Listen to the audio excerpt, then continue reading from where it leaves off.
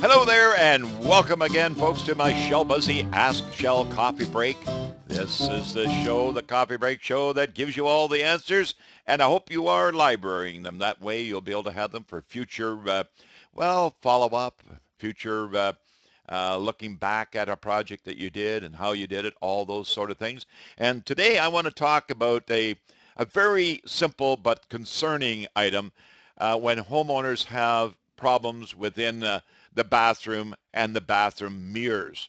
You know the mirrors, mirror, mirror on the wall? Well, mirrors are something today, good, better, best.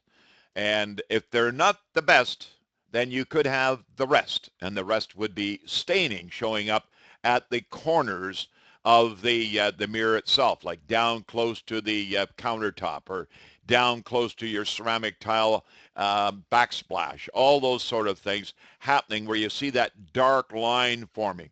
Well, folks, the silvering on the back of your mirror, if it's going to be in a room that's going to be high in relative humidity, and especially on an outside wall or close to an outside wall where you do get temperature change, you get what's considered condensation forming back in behind that cavity.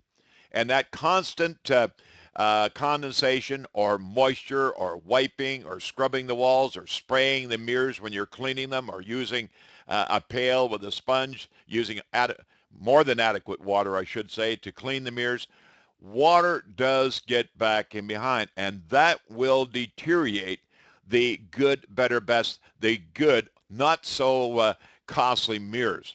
The better and the best, very seldom you'll have that problem when you get into plate mirror because it's a much higher quality of silvering on the back. So always be careful when you're using sprays or sponge and water and cleaners to clean your mirrors if you don't want this to happen. Is there anything you can do about it? No. Uh, you can have mirrors resilvered, but it's very, very expensive. In fact, very few mirrors will come off the wall in one piece anyway, because the way that they're applied there in the first place. So if you're looking at a new residence or if you're looking at a resale, you can always look at the mirrors and say, you know, that's a pretty thin mirror. Well, make sure that if it is a thin mirror, it's not that it's going to change necessarily the visual reflection of our pretty faces. It's just a matter that moisture getting back in behind, you could end up with a defect showing up or a fault showing up or just deterioration of the back silvering showing up.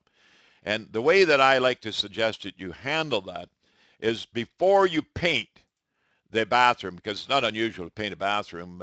And if you're putting the mirrors up for the first time or new mirrors, then you could do it at that particular time. But what I suggest you do is take acrylic latex caulking.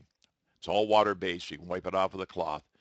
And just nipping the tube ever so little, just to the point that it allows some of the acrylic latex caulking to come out, and run a bead down and around, depending on the mirror itself. If it's all the way to the ceiling, you can go all the way around. But after you've done so, then take a damp cloth or a sponge, a very small sponge, dampen it, and wipe it off.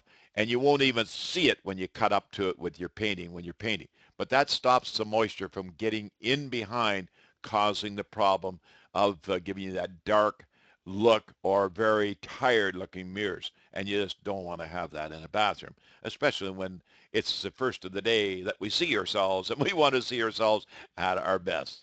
So there you have it, folks. A little bit of acrylic latex caulking applied the proper way, paint up to it. It's just that easy.